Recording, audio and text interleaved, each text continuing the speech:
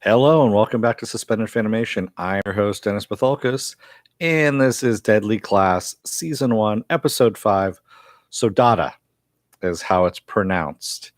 I had to look that one up and to find out what it is. It's the Portuguese saying for melancholy or a sense of longing, which is a lot of things that Marcus has been doing in pretty much every episode we've seen him in. So I don't know if anyone's going to be up for this one because I know it's late up on the East Coast. But spoiler alert, I am going to be spoiling the episode. I'm also going to be talking about episode 4, which I missed doing a podcast on a little bit as well because I had viral pneumonia. So I had a bit of a cough and, wasn't able to talk all that well. So I wasn't able to go back and do it again, but I will talk briefly about it at the beginning of this one. But spoiler alert, if you haven't seen it, go and see it. Come on back. This will be a video. You can comment down in the comment section. So where was I? So yeah, episode 4, we had Saya being marked for death. And it wasn't really marked for death. She was marked to be brought back to her cousin is what this was. Because I guess there was some unfinished business there. And there was some deaths that happened because she was marked and they brought in 2 assassins that took out pretty much all the monks and some badass assassins, honestly, if they took out all the monks at the King's Dominion. And it finally took Mr. Lin and, Marcus and Saya to take them down. So fairly interesting stuff there. And we also found out a little bit about, Billy's background too, a little bit more about Maria. And yeah, that was pretty much it. I mean, we got a lot of character backgrounds is what we got. We got a little bit more this week as well, because Billy at the end of last week's episode asked Marcus if he would help him kill his father, drive out to Vegas and go and kill his father. So that's where we're at.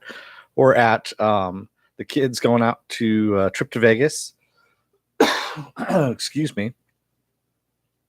And the side trip, Saya, Maria, and Willie pretty much don't know that Billy and Marcus have a murder planned going on. They're just going out to Vegas with them is what's happening. And in the meantime, Billy is trying to plan what the hell's going to happen here. But before we get to all that, we start off with Marcus high as a fucking kite in a police station with the cop holding on to his ID and just looking at him. And Mr. Lin walks in slow motion and Marcus looks down. He's basically tripping out like, what the hell is Mr. Lin doing here? I'm screwed, this kind of stuff. Also talk about how high he is. Then he looks down at his hands and he sees blood on his hands. Like, oh, that's probably why I'm here. And we go flashing back to them driving in the car out to the desert, out to Las Vegas. And Chico is following them closely behind in another car. And because they were actually talking about Maria leaving. They're like, isn't Chico going to get pissed when he finds out that you're gone? And she didn't answer really.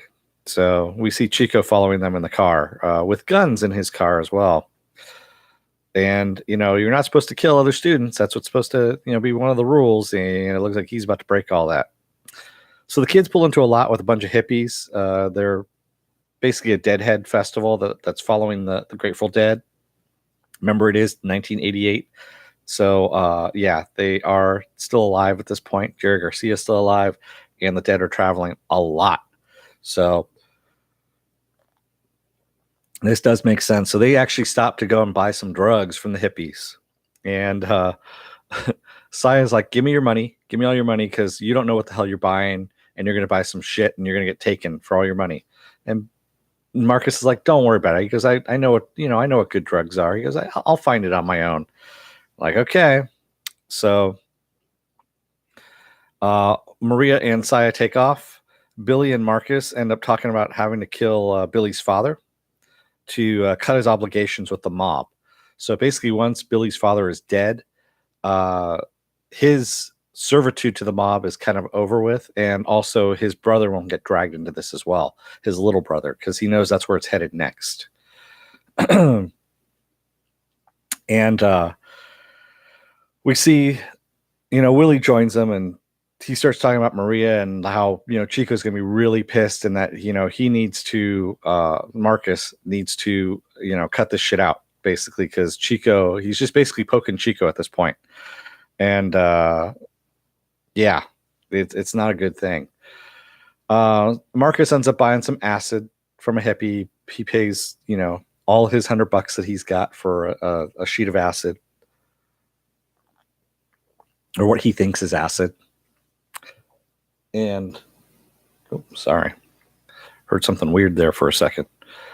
And then we see Maria and Saya, of course, snorting coke in the bathroom. They come out and they're all in a bar. And the acid that, of course, Marcus bought is bad acid. It doesn't work at all. So he's not tripping.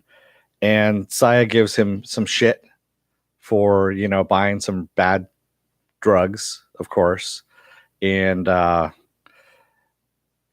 basically that he wasted all his money on the acid. And another hippie comes up to them trying to sell them some acid. And Marcus doesn't believe that's actually real acid, even though he offers them a free sheet. And he says, well, try it out, because if you like it, I'm going to be over there and you can buy some more from me. And Marcus, being the smartass that he is, goes, oh yeah, he goes, your acid is bunk. And he takes 7 tabs and puts it in his mouth. And they're like, holy shit, you probably shouldn't have done that. And also, Saya pops a tab of acid into Willie's mouth because Willie doesn't want to do any of it. And yeah, it's going to be tripping and balls for everybody except for Billy, because Billy isn't there. He was out. He found a woman that he saw that he liked, and so he was gone for a little while there. So we see what happens is Marcus is tripping balls, like big time balls. He's hiding underneath the car because he thinks the mountains are crashing down, and that digital something or other is coming to kill him. He's basically really tripping balls bad. So are Maria and Saya, but they're not tripping as bad as he is, and Willie is too. But Willie's holding it together a little bit better. Billy comes back from getting his blowjob, and he's very content, and he's also kind of, he's very mellowed out, even though he had to pay for it. And he's basically trying to get them out from, he's trying to get Marcus out from underneath the car, which they do. They get him into the car, and they're like, yeah, we're going to Vegas. We're going to go to Big Top. You'll be okay when we get there. And so they're driving through town, and the visuals on this is a big acid trip is what this is. It's an homage to, you could tell it was a big homage to Fear and Loathing in Las Vegas, which is a great movie and a great book too, by the way, if you haven't read it, by Hunter S. Thompson. There's even a Hunter S. Thompson character in the show at one point. Yeah, and the whole animated montage of Billy just tripping out, and it evoked the 70s and the 80s, and it was very well done. I have to commend them on actually sticking to the period on that part. The Vegas part wasn't too much period. I mean, they did okay, but yeah, the montage though was actually really cool. The animated montage was very good. So of course Marcus is tripping balls again, and he's seeing people's faces morph and melt and things like that. And they're in the lobby, and he's swimming in the carpet. And Willie is thinking that Billy is a big Teddy Ruxpin and tells him to tell him a story. So everyone's just tripping out completely, and they finally get up to the room, and Marcus says, are you still in? Are you still in for this? Excuse me. Marcus is still tripping balls, and he ends up flashing back to the police station to where he was, and he goes, wait a minute. He goes, this is what's happening now. He goes, and I'm rerunning what it was before. He goes, I'm watching that before. And it's like he's watching it on TV, what was happening to him at the police station. It's a very weird thing. Excuse me. I still have a little bit of the cough left too. So We go back to the room, and everyone's gone except for Billy and Marcus. And Billy's like, "Are you still in? Are you still in for helping me?" And Marcus is like, "Yeah, sure." He's still tripping. He's out of it completely. And Billy lets him know that his next door is where his dad is staying, in the room next door. And he's put a device on the door that won't allow the door to lock when he gets back in. So, yeah, shit is about to go down.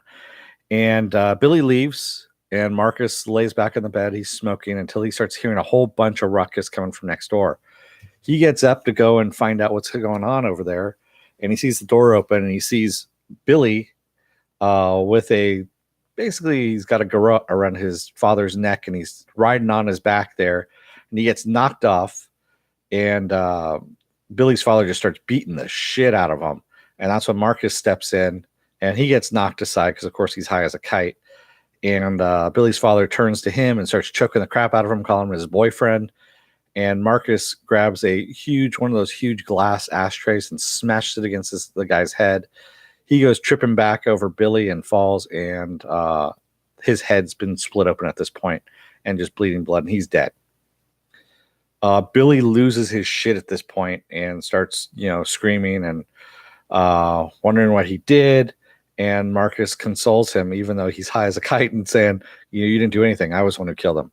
But we need to move the body because there's a lot of noise that happened. We need to move this shit now." So they end up picking up the body, and that's one thing we don't know where the body is. We never got to see where this body goes, just that they started moving it. So Marcus, when he left the room, actually locked them out of the room. So they can't go back into the room and wash up or anything like that. So they're wandering the casino looking for Saya and Maria and Willie to see who's got the keys so they can get back in. And as they're doing this, what happens? But Ice-T starts talking to Marcus from one of the slot machines and tells him to come on over and play. And of course, he loses the first round. He pops in some more money, and he wins. He wins big. He hits the jackpot. And he's tripping balls, of course, as still tripping balls there. And a hand slaps down on his shoulder, and that's when we find out that's why he's in the police station. Is because the cop found his ID, knew that it was fake, because of course it looked fake. He had marked it in with a permanent marker and then laminated it, which you don't do. And he ends up telling him, and Mr. Lin is sitting next to him this entire time, and Marcus keeps seeing the blood on his hands, and he's like, "Oh shit, does he know? Does he know?" And basically the cop is growing in size. It's a very trippy episode. It's basically shown through the eyes of people tripping out on acid. And Marcus ends up, giving the ultimatum. He goes, "I'm going to take your ID and I'm going to take your money. How do you like that deal?" And he goes, "Yes, sir." And he leaves. And Mr. Lin is with him. And basically Mr. Lin keeps telling him to call his mother, because he's tripping on drugs and all this stuff. And we find out that Mr. Lin isn't there. The blood isn't on his hands. He's been hallucinating that the whole time. And except for the cop. The cop stuff was real. He did lose his ID and the money that he won. So he goes back in the elevator to go back up to the room. And he's kind of cowering in the back of the elevator, trying to figure out how to talk to people normally. And someone has walked into the elevator and pulls the emergency line, and we see it's Chester. And he's trying to figure out if Chester is a hallucination or what. And Chester pulls out this big Bowie knife and, says he's going to kill him. He goes, but not like this. He doesn't want him to be high when it happens. So he wants him to know, because Chester's trying to make a name for himself. He wants to be on Phil Donahue. For those of you kids who don't know, Phil Donahue was really big back in the 70s and 80s.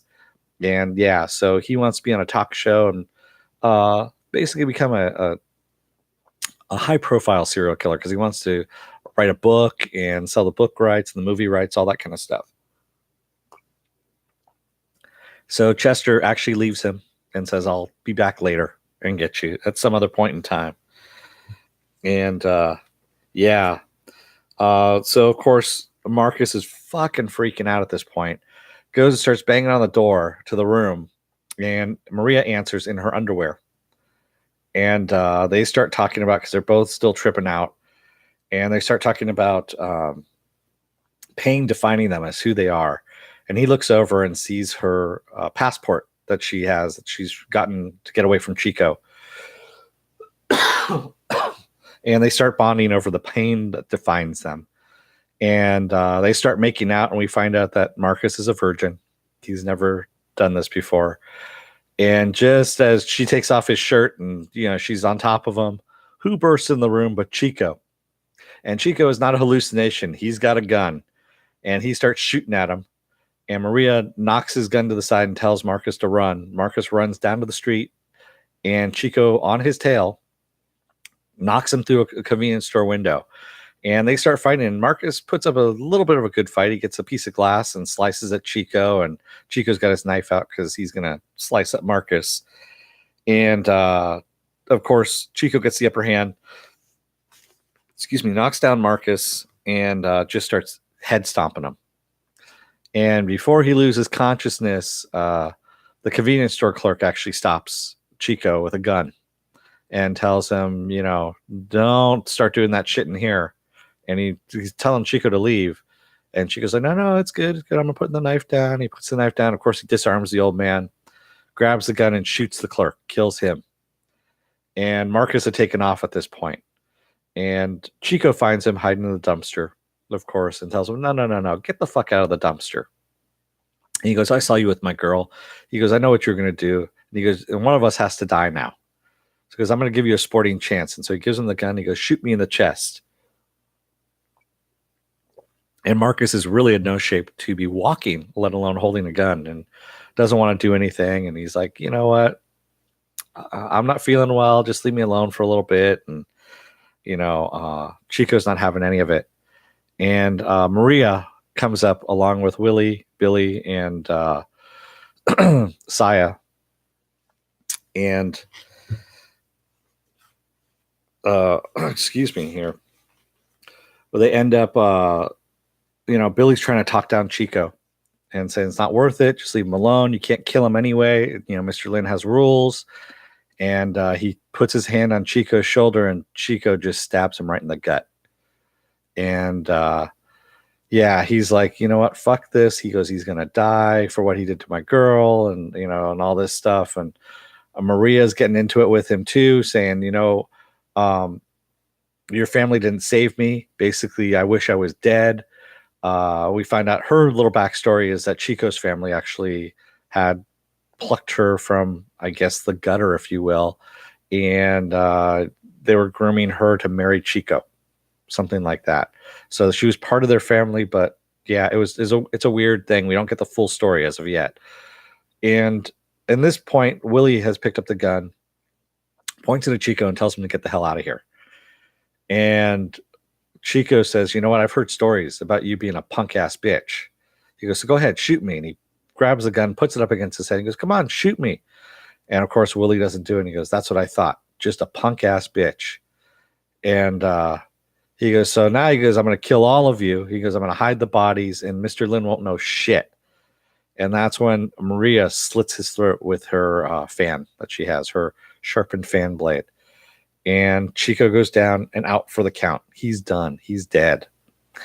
They pick up Marcus. They pick up Billy because they're starting to hear sirens at this point. And they need to get the hell out of there. And they're like, well, what about his body? And they're like, leave him. We need to get out now.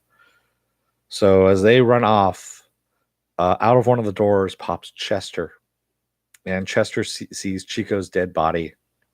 And we don't know what he's going to do with it. But... as he says, toil and toil. It's the old Shakespeare line of the witches from Macbeth, and I'm honestly blanking on it at the moment. Excuse me. And so we see them riding back in the car.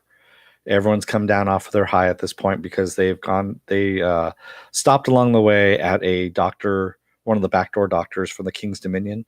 They got Billy stitched up. They got Marcus to stop from dying from his overdose of acid and off of his high. And Billy starts talking. Excuse me, Marcus is doing his voiceover of this feeling of calm that he's finally had. And it was a feeling of calm. The last time he felt it was when his parents were alive, when they had a friend of his come over to stay over for the night. And that's where you get the title, the Saudade. And we see a look in the mirror of Saya looking at both Marcus and Maria, because Marcus has his head resting on Maria's shoulder and she's stroking his hair. And I don't know if Saya, I'm 90% sure that Saya is into Maria and not, of course, into Marcus.